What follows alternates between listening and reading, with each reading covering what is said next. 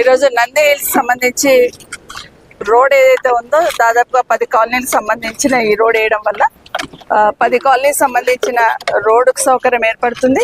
రెండవది main road మీద కొంత ఒత్తిడి తగ్గే అవకాశం ఉంటుంది. రోడ్ వర్క్ అవుతున్నప్పుడు దయచేసి అందరు కోఆపరేట్ చేసి ఉన్న రోడ్ని పెద్దగా మీరు ఎట్లా వేయించుకుంటే ఎంత రోడ్ ఉందో అంత రోడ్ వేయించుకునే ప్రయత్నం చేయండి. అందరు కూడా కోఆపరేట్ చేయండి. అందరు కోరుతా ఉన్నా. ముఖ్యంగా అసోసియేషన్ వాళ్ళందరూ కూడా ధన్యవాదాలు. వాళ్ళు ఎప్పుడు కూడా ఇన్వాల్వ్ అయ్యి డెవలప్మెంట్లో ఇన్వాల్వ్ అవుతూ ఉంటారు. వాళ్ళకు ధన్యవాదాలు తెలియజేస్తూ ఏదైనా డెవలప్మెంట్ అనేది నిరంతరం జరుగుతూ ఉంటుంది. నంది హిల్స్ ప్రశాంత్ హిల్స్ సంబంధించి గతంలో నుండి ఎన్నో సమస్యలు ఉన్నాయి. ఒక్కొక్కటి సాల్వ్ చేసుకుంటూ వచ్చాం. అది డ్రైనేజ్ సమస్య కానివ్వండి, వాటర్ చేసుకురావడం కానివ్వండి, ఒక రిజర్వేర్ కట్టుకోవడం కానివ్వండి, రోడ్లు వేసుకోవడం కానివ్వండి, పెద్ద ఏరియా మ్యాక్సిమం ఫండ్స్ పెట్టి పనిచేసే ప్రయత్నం అయితే చేస్తున్నాం. ఇంకా మిగిలి ఉన్నది అక్కడక్కడ. దాన్ని కూడా చేయడానికి తప్పకుండా ప్రభుత్వానికి ప్రపోజల్ పంపించి జిహెచ్ఎంసీ కమిషనర్ ద్వారా ఇవన్నీ చేసే ప్రయత్నం చేస్తాం.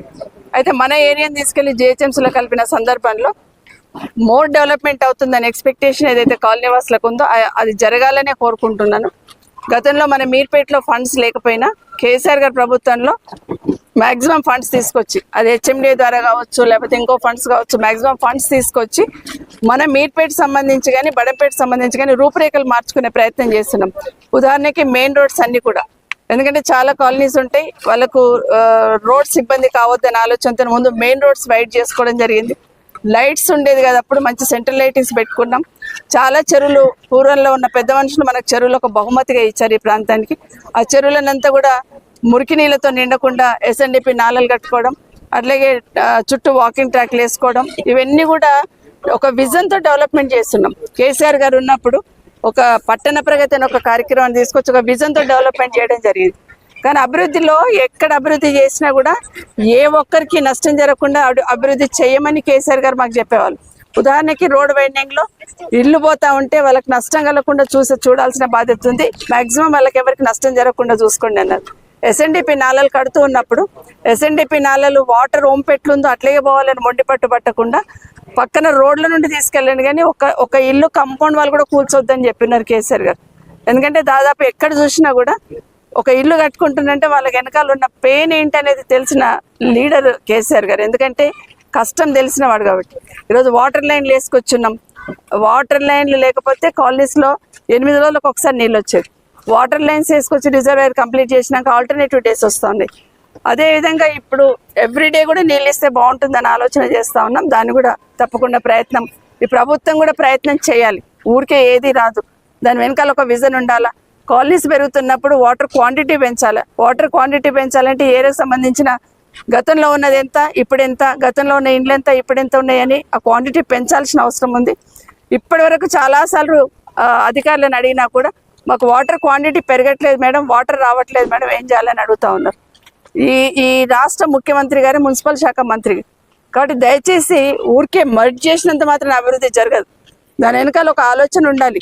ఊరికే మాటలు చెప్పేసి ఫ్యూచర్ సిటీనో ఫోర్త్ సిటీనో మర్జ్ చేసేసినాం, అయిపోయింది, 150 వార్డులు అయిపోయినాయి, అన్ని తీసుకొచ్చి వేసినాం, ఒకే గొడ్డు కింద తీసుకొచ్చినాం, ఒకే అభివృద్ధి జరగాలని ఊరికే మాటలతో కాదండి. డెఫినెట్గా స్పెషల్ అటెన్షన్ ఇవ్వాలి. వాటర్ క్వాంటిటీ పెంచాలి. పెంచిన తర్వాతనే ఇది అవుతుంది, సమస్య తీరుతుంది. అదే కాకుండా లైన్స్ ఇంకా అక్కడక్కడ పాత లైన్స్ ఉన్నాయి, చేసుకుంటూ వచ్చినా కూడా ఇంకా అక్కడక్కడ పాత గ్రామ పంచాయతీలు, పాత కాలనీస్లో పైప్ లైన్ అప్గ్రేడ్ చేయాల్సిన అవసరం ఉంటుంది. దాని మీద ప్రత్యేకమైన దృష్టి పెట్టాలి ప్రభుత్వం. అపార్ట్మెంట్లు వస్తూ ఉన్నాయి. ఫస్ట్లో ఒక కుటుంబం ఉన్న ఇల్లు 10 మంది కుటుంబాలు వచ్చి అపార్ట్మెంట్ కడతా ఉన్నారు. సో వాళ్ళకి సంబంధించిన వాటర్ సౌకర్యం కానీ రోడ్ కనెక్టివిటీ కానీ పెరగాల్సిన అవసరం ఉంది. ఒక విజన్తో పనిచేయాలి. ఊరికే ఏది జరగదని మరొకసారి విజ్ఞప్తి చేస్తే, ఎందుకంటే ఈరోజు రాష్ట్రంలో చూస్తూ ఉన్నాం, మూసి అభివృద్ధి చేస్తామని చెప్తారు. మేము చెరువులు అభివృద్ధి చేస్తున్నాం. చెరువులలో ఇంతకుముందు మురికి కూపాలుగా ఉండే చెరువులు కేసీఆర్ గారు వచ్చిన తర్వాత హైదరాబాద్ చుట్టుపక్కల జిహెచ్ఎంసీ ఏరియా అయితే మీరు ఇప్పుడు చెప్తున్నారో, అప్పుడు మున్సిపాలిటీస్ ఉన్నా కూడా హైదరాబాద్ చుట్టుపక్కల ఉన్న అన్ని చెరువులను కూడా డ్రైన్ వాటర్ అందులోకి పోకుండా ఒక ట్రంక్ లైన్ లాగా ఏర్పాటు చేసి, గతంలో మనందరికీ తెలుసు ట్రంక్ లైన్ లా ఏర్పాటు చేసి డ్రైన్ సపరేట్ బయటికి తీసుకెళ్ళున్నాం.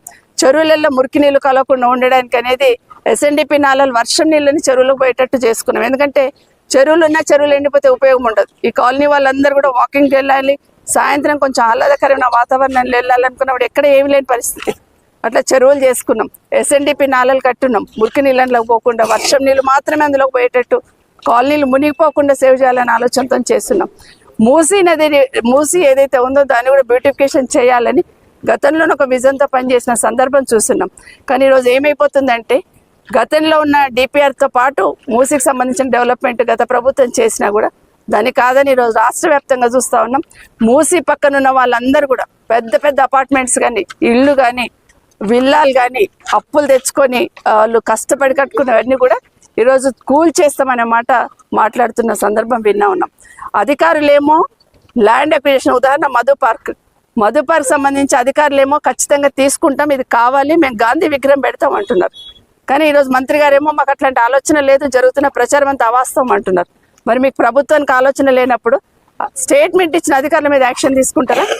ఎందుకు మభ్య పెడతారు? నిన్న శారదాపీఠం చూస్తున్నాం. ఎప్పుడో కేసీఆర్ గారు ఇచ్చి వాళ్ళకు శారదాపీఠం కట్టుకోమంటే దాన్ని కూడా జీవో క్యాన్సిల్ చేసి అది కూడా తీసుకునే ప్రయత్నం చేస్తున్నారు. అంటే ప్రభుత్వం స్పష్టంగా అర్థమవుతా ఉంది. కేసీఆర్ గారు ఈ రాష్ట్రంలో హైదరాబాద్లో ఉన్న పేదవాళ్ళకి మధ్యతరగతి వాళ్ళకి ఇల్లు కట్టాలని 1,00,000 డబుల్ బెడ్రూమ్ ఇల్లు కడితే రేవంత్ రెడ్డి గారేమో 1,00,000 ఇల్లు కూల్చాలనే సంకల్పం పెట్టుకున్నట్టు అనిపిస్తుంది. దయచేసి ముఖ్యమంత్రి గారికి ఒకటే విజ్ఞప్తి చేస్తున్నా, భేషజాలకు వెళ్ళకండి. నిజంగానే మధ్యతరగతి వాళ్లకు ఇబ్బంది ఉన్నప్పుడు ఒక మెట్టు దిగైన పర్లే వాళ్ళని కాపాడుకునే బాధ్యత ప్రభుత్వానికి ఉంటుంది. ఒక లీడర్గా పనిచేయాల్సిన అవసరం ఉంటుంది. ముఖ్యమంత్రి అనే అహంకారంతోనే ఈరోజు పనిచేసే ప్రయత్నం ఏదైతే చేస్తున్నారో దయచేసి ప్రభుత్వం మరొక్కసారి విజ్ఞప్తి చేస్తా ఉన్నా, రంగారెడ్డి జిల్లాలో ఉన్న మూసి ఏదైతే దాని ద్వారా మీరు గోదావరి నీళ్ళు తేవాలనుకుంటున్నారో మూసి బ్యూటిఫికేషన్కి వ్యతిరేకం కాదు, కానీ మీరు చేస్తున్న విధానానికి వ్యతిరేకం. దయచేసి మరొక్కసారి విజ్ఞప్తి చేస్తున్న ఈ ప్రభుత్వాన్ని ఇప్పటికైనా ముఖ్యమంత్రి గారు మున్సిపల్ శాఖ మంత్రి గారు ఒక్కరే కాబట్టి మీకు ఎప్పటికీ విజ్ఞప్తి చేస్తా ఉన్నాను, మరొక్కసారి రివ్యూ చేయండి. ఎవరి ఇండ్లు కూలకుండా మీరు అనుకుంటే మూసిని డెప్త్లోకి తీసుకెళ్ళగలుగుతారు, రిటర్నింగ్ వాల్స్ కట్టగలుగుతారు, ఎక్కడ నష్టం లేకుండా. గతంలో కేసీఆర్ గారు ఉన్నప్పుడు మున్సిపల్ శాఖ మంత్రి గారు మన కేటీఆర్ గారు మన నాగోల్ దగ్గర ఒక 5 కిలోమీటర్ల మూసిని డెవలప్మెంట్ చేసి చూపించున్నారు. ఏదున్నా పక్కనున్న వాళ్ళకి ఆహ్లాదకరమైన వాతావరణం రావాలి, కానీ అక్కడనే పెద్ద పెద్ద రిసార్ట్స్ కడతాము, పెద్ద హోటళ్ళు కడతాము, బఫర్ కాబట్టి మీరు తీసేస్తాం. మరి బఫర్లో రేపు పొద్దున ఎట్లా కడతారండి? అపార్ట్మెంట్లు ఎట్లా హోటల్స్ ఎట్లా కడతారు? ఏ విధంగా మరి వాళ్ళకి ఎట్లా పర్మిట్ చేస్తారు? దయచేసి మళ్ళొక్కసారి విజ్ఞప్తి చేస్తున్నా, ప్రభుత్వం ప్రతాపం పేద మధ్యతరగతి వాళ్ళ మీద చూపించొద్దు. వీలుంటే వాళ్ళని కంటికి రెప్పలా కాపాడాలి తప్పిస్తే వాళ్ళ మీద ప్రతాపం చూపించొద్దని ప్రభుత్వం డిమాండ్ చేస్తుంది. బట్ దానికి ఒక విధానం ఉండాలి.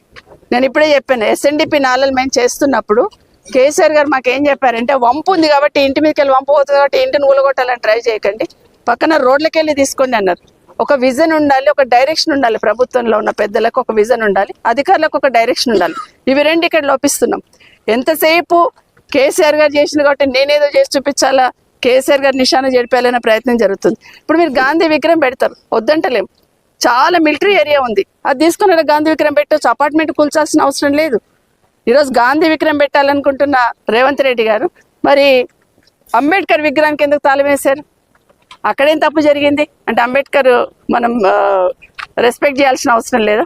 మరి అంబేద్కర్ కేసీఆర్ గారు పెట్టారు కాబట్టి అది తాళం వేసి పెట్టి ఈరోజు గాంధీ విగ్రహం పెడతంటే ఇది ఎక్కడ ఆలోచన అని ఒకసారి ప్రభుత్వం ఆలోచించుకోవాలి, ప్రజలు కూడా ఆలోచించుకోవాలి.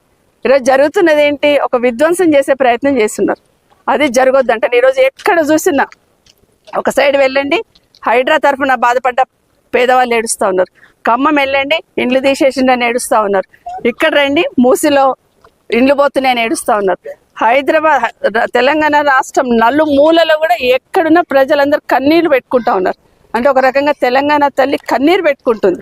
అది చెయ్యొద్దని ప్రభుత్వం విజ్ఞప్తి చేస్తుంది. భూములు తప్పు చేసిందని ఎట్లయితే రిటర్న్ ఇచ్చిండ్రో ఇది కూడా ఇంకొకటి కూడా చెప్తున్నారు, శారదాపీఠం భూములు వెనక్కి ఇచ్చినామని చెప్తున్నారు. మరి పక్కనున్న 15 ఎకరాల ప్రభుత్వ భూమిని అది కూడా వెనక్కి ఇచ్చేయండి.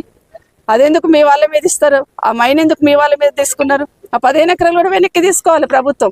అసలు యాక్చువల్గా హైదరాబాద్లో ఎక్కడ మైనింగ్ జరగొద్దు అనేది ఆలోచన. గతంలో ఉన్నప్పుడు ఎక్కడ కూడా మైనింగ్ జరగొద్దు, ఇండ్లు వస్తున్నాయి అనేది ఖచ్చితంగా చెప్పాం. మరి అక్కడ ఎందుకు ఇస్తున్నారు? ఆ 15 ఎకరాలు ఎందుకు ఇచ్చారు? అది కూడా వెనక్కి తీసుకోండి. అప్పుడు మీ చిత్తశుద్ధిని ఏమంటారు నమ్ముతాం.